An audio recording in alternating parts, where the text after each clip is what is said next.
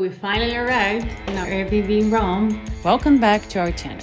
In today's video, we are going to take you through our itinerary, costs, first impressions, and some helpful tips for visiting Rome during the summer.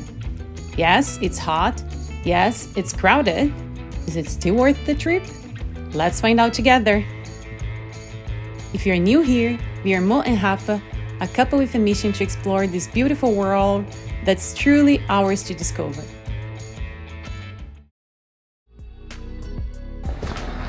So we are going to walk around Rome. That direction? That direction. We're in the Pignoli neighborhood in Rome. It's an Airbnb. We found about $100 a night. Not too bad for the week. And it's a quiet Thursday morning. We're gonna head to the middle of the city. We are heading straight into the heart of Rome, beginning at Piazza del Popolo and working our way towards the iconic Colosseum. It's actually pretty surprising how not clear it was to get tickets for the Colosseum. And we're gonna talk to you about all the tips and tricks. How to get those tickets. It was a bit of a pain.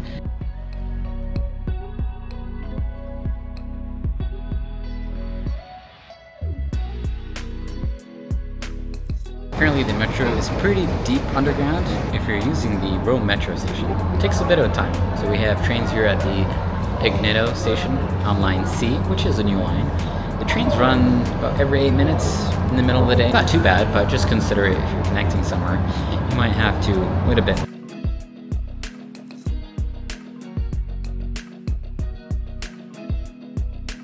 We took the metro from Pigneto to San Giovanni, where we plan to transfer from line C to line A and head to Flaminio station. Unfortunately, due to construction, line A was closed and you had to take a metro bus from San Giovanni to Flaminio instead. We've made it to Piazza del Popolo, which means People's Square. This was once the main northern gateway to Rome, where travelers would first enter the city after passing through the Porta del Popolo. The square is also known for its twin churches, Santa Maria in Monte Santo and Santa Maria dei Miracoli, built in the 17th century and beautifully framing the entrance to Via del Corso. Here's a quick stop to grab some fresh water and stay hydrated. Clean water. Next up, we are heading to the famous Spanish Steps, which is just a short walk from Piazza del Popolo. There's a lot of yellow and pink buildings here in the architecture. It's pretty cool.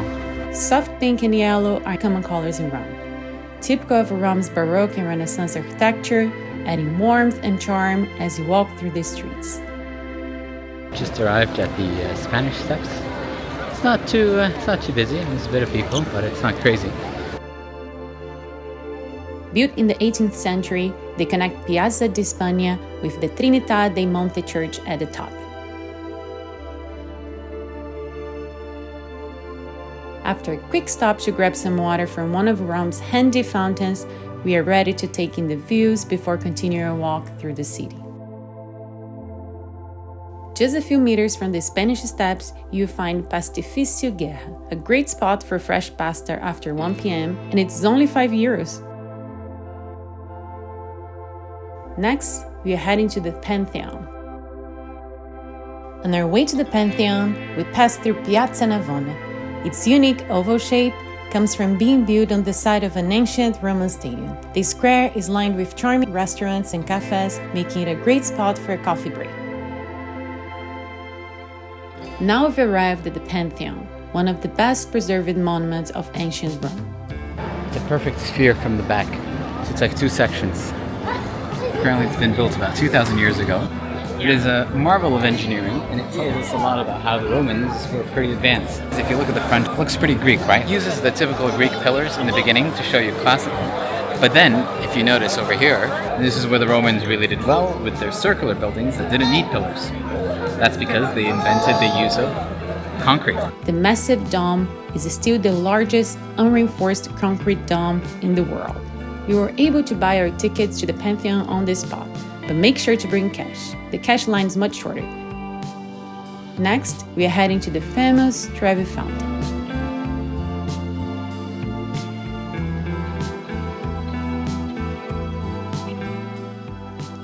After a quick stop for gelato, here we are at the Trevi Fountain. Completing the 18th century, it's one of the largest Baroque fountains in Rome. The central figure is Neptune, the god of the sea, surrounded by mythological creatures. There are a lot of tourists here, but we still managed to find a spot to touch the water and take in the view.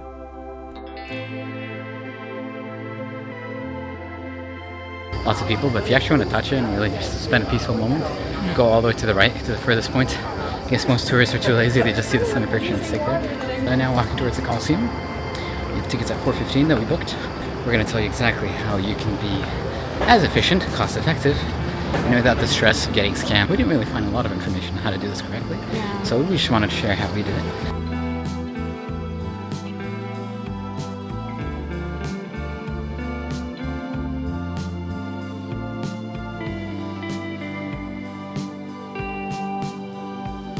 Just arriving at the Colosseum. We got our tickets online from what looks like the official website. We paid 18 euros each. We have booked time slots. People say to arrive 15 minutes before. At the moment, the roads around are all closed, so that's nice. There's not no vehicles. That's the metro station. If you're coming in from the B line, which is the blue line, it's probably the easiest way to arrive here. Just approaching the line up here. You know, one easy way to think about this is where that big arc is. Nice way to orient yourself in. Seems like quite a large line.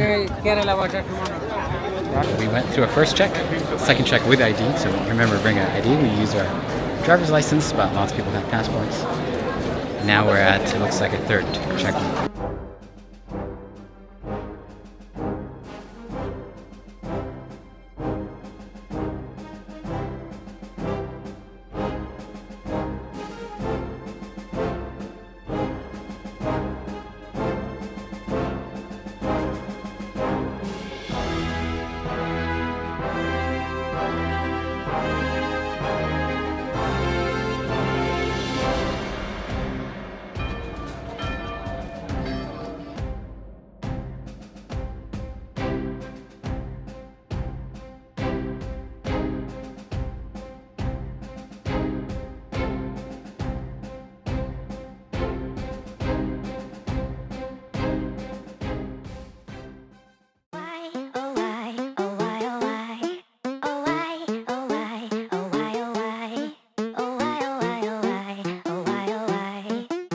What just happened? Well, our walking tour just got cancelled. It rained for a bit, and apparently everyone else canceled. So apparently there were 18 people. And yeah, I was very excited for this walking tour, and I found this one I booked for today, 7 p.m. You got a whole 1 hour to get here because the bus was early, so we missed the bus, and we had to wait 25 minutes something for the bus to come. And then finally, when you're almost here, I got a message from the tour guide that 18 people canceled because it rained a bit, and then now we have to cancel too because there's not minimum amount of people for the tour. So we are gonna do our own tour and walk around this beautiful cloudy night in Rome.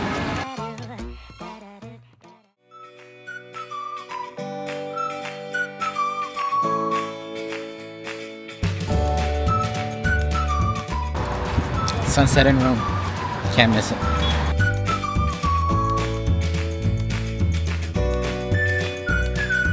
They definitely don't mind a bit of residential near the gas stations here, that's for sure. You find all these kind of mini gas stations right on a normal city block. I guess a lot of motorcycles have to fill up, but they also have diesel fuel, which is pretty interesting. I'm pretty sure only cars have diesel.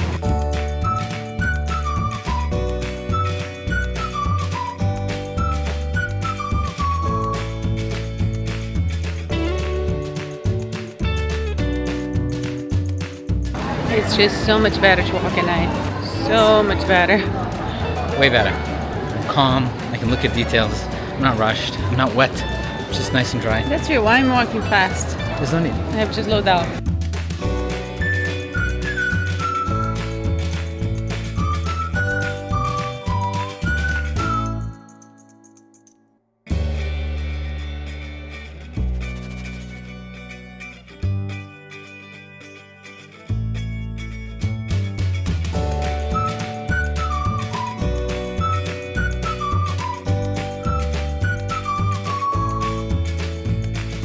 Very impressive. huge, huge, huge building. 2,000 years ago. It is I don't huge. know what they use for cranes or walkie-talkies.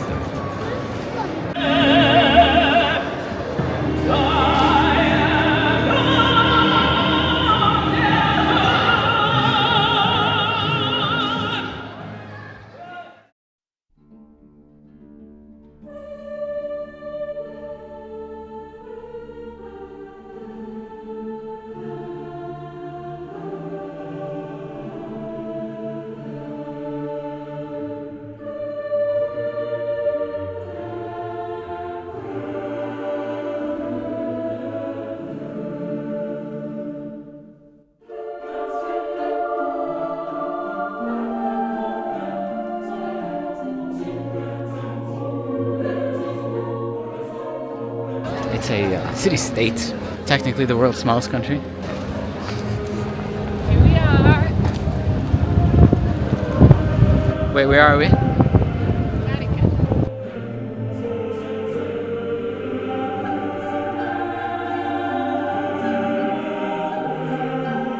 Just about to enter the Vatican. The line wasn't too bad. Maybe about 15 minutes, to be honest. From when we started, now we're through security. Oh, you're right. Wow, look at that. Swiss guards. Do you know these guys are from Switzerland? Really?